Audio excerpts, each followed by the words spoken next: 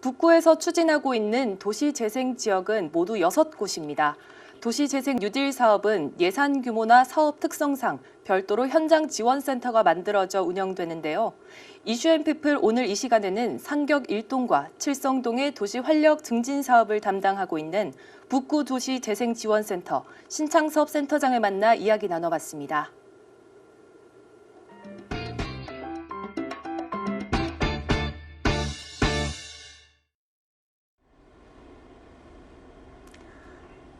북구 도시재생지원센터 센터장 신창섭입니다. 대구뿐만 아니라 모든 도시가 안고 있는 문제가 있습니다. 땅값이 상대적으로 저렴한 도시 외곽의 신도시하고 공장들이 조성되면서 구도심은 점점 쇠퇴하고 사람들이 떠나기 시작했습니다.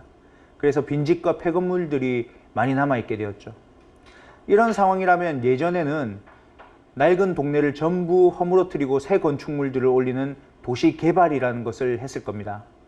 하지만 세월이 흐르면서 시민들의 의식이 변화했고 낡고 오래된 도시의 매력을 유지하되 도시에 활력을 불어넣는 도시재생 사업이 주를 이루게 되었습니다. 이러한 도시재생 사업은 그 마을에 살고 있는 주민들이 적극적으로 참여하지 않으면 결코 성공할 수 없습니다. 그렇다고 생계가 있는 주민들이 여기에 전념할 수는 없는 일이죠. 그리고 주로 국가 예산으로 진행되는 사업이기 때문에 행정과의 원활한 소통이 매우 중요합니다. 그러나 주민들은 행정의 어렵고 복잡한 시스템을 이해하기 매우 힘듭니다. 그래서 존재하는 것이 저희 같은 도시재생지원센터입니다. 저희 센터는 주민의 의견을 수렴하고 행정의 어렵고 복잡한 시스템을 주민들이 알기 쉽게 전달하는 가교 역할을 하고 있습니다.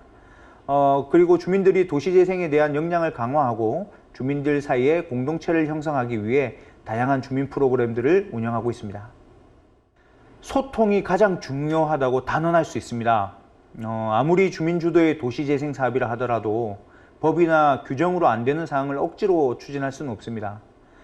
그리고 행정에서도 조금만 신경 쓰면 마을이 달라질 수 있는데 업무가 복잡하고 설득해야 될 대상이 많다는 이유로 절차상 안 된다라고만 이야기하면 변화되는 것이 아무것도 없습니다. 도시재생 사업 역시 사람이 하는 일인지라 서로의 입장에 대해 이해하고 주민이 행복한 마을이라는 공동의 목표를 달성하기 위해 그런 방법들을 집중한다면 더 좋은 결과들을 만들 수 있지 않을까 생각해 봅니다. 북구에서 추진하고 있는 도시재생 지역은 모두 6곳입니다.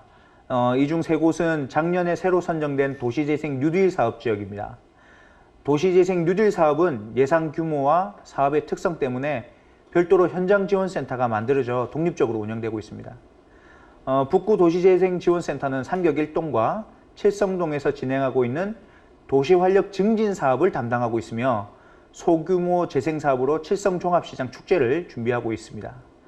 뿐만 아니라 도시재생사업지역이 아니라 하더라도 주민들이 공동체를 형성하여 마을의 문제를 스스로 해결하고자 하거나 협동조합과 같은 사회적 경제 조직을 통해 마을에 활력을 넣고자 하면 언제든지 저희가 도움을 드리고 있습니다.